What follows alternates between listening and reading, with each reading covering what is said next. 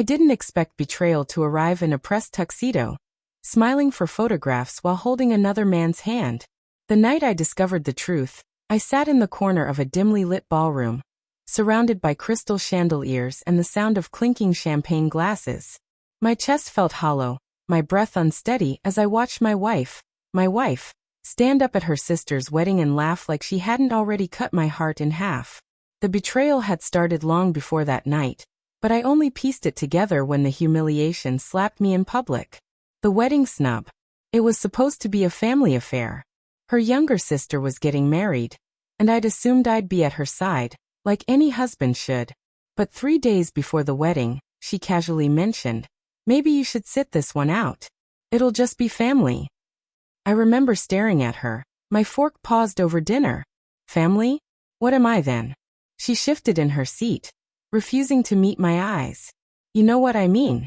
It'll be easier this way. Less awkward." Less awkward. The phrase stabbed deeper than I could admit. I swallowed the hurt, told myself maybe there was some family drama I wasn't aware of, and let it go. At least I tried to. But when I showed up uninvited, dressed in my suit, what I saw burned every trace of trust out of me. There she was, seated beside a man I'd never met, their fingers interlaced under the table like it was the most natural thing in the world. She introduced him, bold, shameless, as just a close friend. The kind of friend whose hand she didn't bother to let go of even in front of her entire family. That was the moment the world shifted under my feet. The trust fund. She had married me into wealth. My family's money had built a life for us. Houses, vacations, comfort she had grown used to. A trust fund had been set up in her name after our wedding, something my father insisted on, calling it security for the family's future. But security turned sour the moment she snubbed me in public.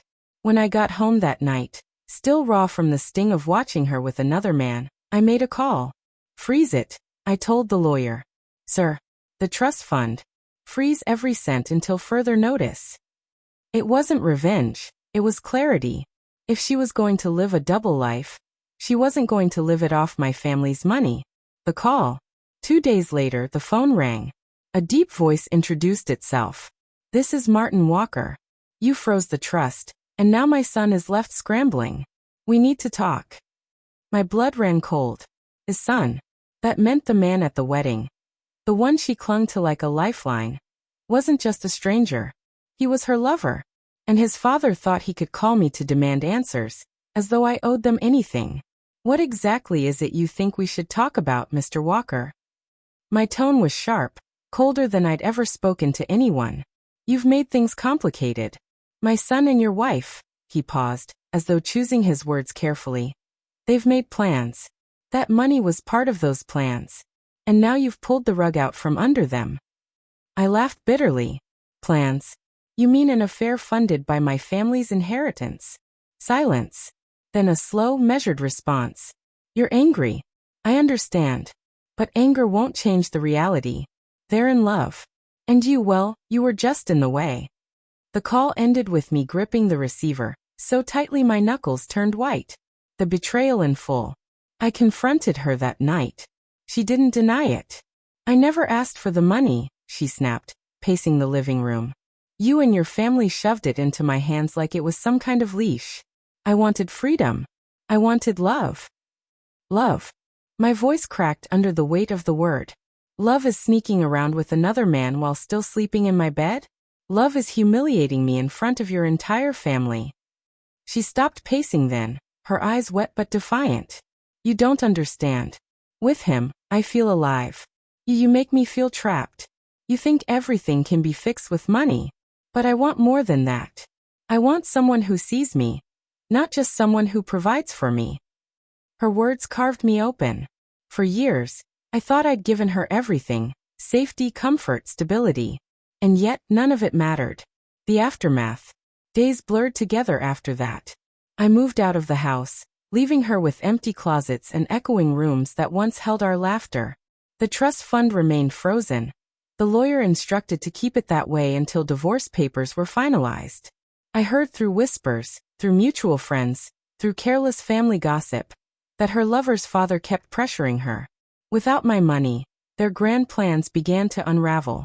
The fairy tale she thought she'd traded me for was crumbling, and all she was left with was the reality of a man who couldn't sustain the life she had grown accustomed to.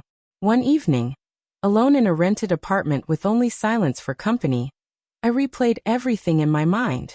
Her smile at the wedding, her hand in his, her sharp words about feeling trapped. Betrayal isn't just about lies. It's about the way someone can make you question your own worth, your own place in the world. The final confrontation. Weeks later, she showed up at my door. Her hair was unkempt, her eyes tired. "I didn't come for money," she said quickly, as if anticipating my suspicion. "I came because I made a mistake." I studied her face, searching for the woman I had once loved. "You didn't make a mistake," I said quietly. "You made a choice. A choice that told me exactly where I stand in your life." Tears filled her eyes. I thought he could give me what I needed, but when things got hard, he wasn't who I thought he was. "And now," she stopped, her voice breaking, "now I don't even know who I am without you."